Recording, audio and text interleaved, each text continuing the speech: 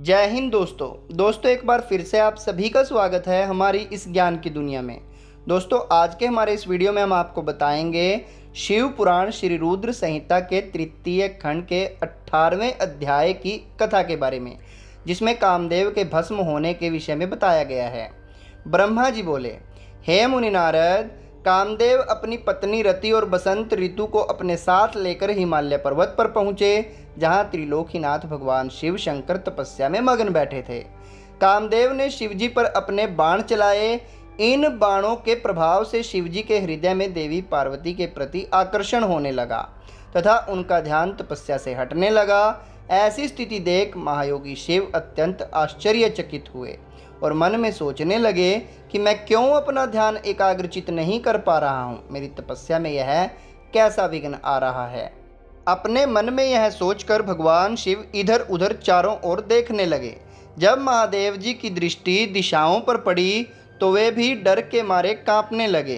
तभी भगवान शिव की दृष्टि छिपे हुए कामदेव पर पड़ी। उस समय काम पुनः बाण छोड़ने वाले थे।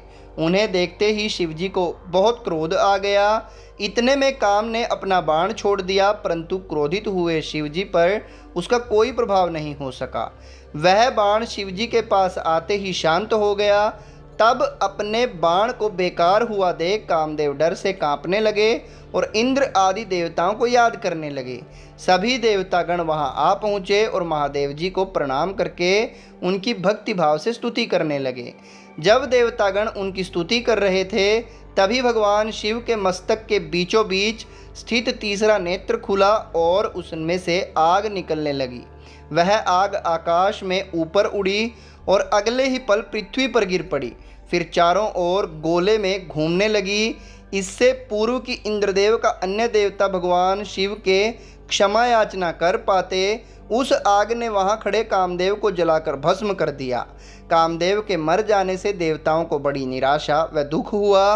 वे यह देखकर बड़े व्याकुल हो गए कि काम उनकी वजह से ही शिवजी के क्रोध का भागी बने। कामदेव के अग्नि में जलने का दृश्य देखकर वहां उपस्थित देवी पार्वती और उनकी सखियां भी अत्यंत भयभीत हो गई। उनका शरीर जड़ हो गया, जैसे शरीर का खून सफ़ेद हो गया हो। पार्वती अपनी सखियों के साथ तुरंत अपने घर की ओर चली गई। कामदेव की पत्नी रति को मूर्छित होकर गिर पड़ी। मूर्छा टूटते ही वह जोर जोर से विलाप करने लगी, अब मैं क्या करूं, कहाँ जाऊं? देवताओं ने मेरे साथ बहुत बड़ा छल किया है, मेरे साथ बहुत बुरा किया है, जो मेरे पति को यहाँ भेजकर शिवजी के क्रोध की अग्नि में भस्म करा दिया। हे स्वामी, हे प्राण पिए, ये आपको क्या हो गया? इस प्रकार देवी रति रोती बिलखती हुई अपने सिर के बालों को जोरों से नोचने लगी। उनके करुण क्रंदन को सुनकर समस्त चराचर जीव भी अत्यंत दुखी हो गए। तत्पश्चात इंद्र आदि देवता वहां देवी रति को धैर्य देते हुए उन्हें समझाने लगे। देवता बोले, हे देवी, आप अपने पति कामदेव के शरीर की भस्म का थोड़ा सा अंश अपने पास रख लो और अनावश्यक भय से मुक्त हो जाओ। त्रिलोकीनाथ करुणानिधान शिवजी अवश्य ही कामदेव का पुनः जीवित कर देंगे, तब तुम्हें पुनः कामदेव की प्राप्ति हो जाएगी। वैसे भी संसार में सब कुछ पूर्व निश्चित कर्मों के अनुसार ही होता है, अतः आप दुख को त्याग दें, भगवान शिव अवश्य ही कृपा करेंगे। इस प्रकार देवी रति को अनेक आश्वासन देकर सभी देवता शिवजी के पास गए और उन्हें प्रणाम करते हुए कहने लगे, हे भक्त वत्सल, हे त्रिलोकीनाथ भगवान, आप कामदेव के ऊपर किए अपने क्रोध पर पुनः विचार अवश्य करिए। कामदेव यह कार्य अपने लिए नहीं कर रहे थे, उसमें उनका निजी स्वार्थ कतई नहीं था। हे भगवान, हम सभी तारकासुर के सताए हुए हैं। उसने हमारे राज्य छीनकर हमें स्वर्ग से निष्कासित कर दिया था, इसलिए तारकासुर का विनाश करने के लिए ही कामदेव ने यह कार्य किया था। आप कृपा करके अपने क्रोध को शांत करें और रोती बिलखती कामदेव की पत्नी रति को समझाने की कृपा करें, उसे सांत्वना दें, अन्यथा हम यही समझेंगे कि आप हम सभी देवताओं और मनुष्यों का संहार करना चाहते हैं। हे प्रभु, कृपा कर रति का शोक दूर करें।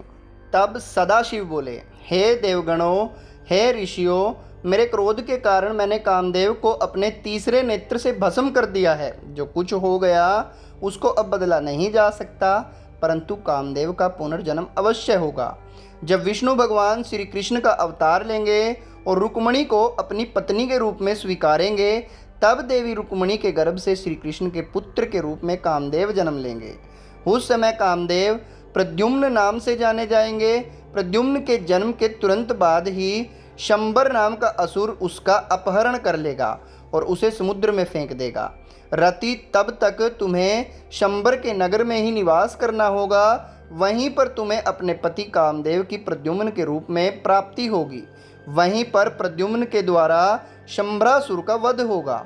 भगवान शिव की बात सुनकर देवताओं ने प्रसन्नतापूर्वक उन्हें प्रणाम किया और बोले, हे देवादिदेव महादेव करुणा निधान, आप कामदेव को जीवन दान दें और कामदेव के पुनर्जन्म तक देवी रति के प्राणों की रक्षा करें। देवताओं की यह बात सुनकर करुणा निधान भगवान शिव ने कहा कि मैं कामदेव को अवश्य ही जीवित कर दूंगा। वह मेरा गण होकर आनंद पूर्वक जीवन व्यतीत करेगा। अब तुम सब निश्चिंत होकर अपने अपने धाम को जाओ। ऐसा कहकर महादेव जी भी वहां से अंतर्ध्यान हो गए। उनके कहे वचनों से देवताओं की सभी शंकाएं दूर हो गई। तत्पश्चात देवताओं ने कामदेव की पत्नी रति को अनेकों आश्वासन दिए और फिर अपने धाम को चले गए। देवी रति भी शिव आज्ञा के अनुसार शंबर नगर को चली गई और वहां पहुंचकर अपने प्रियतम के प्रकट होने की प्रतीक्षा करने लगी। तो दोस्तों, यहाँ पर समाप्त होता है हमारा 18वां अध्याय। कल फिर आएंगे आपको मिलने 19वें और 20वें अध्याय के साथ। तब तक के लिए जय हिंद, जय भारत।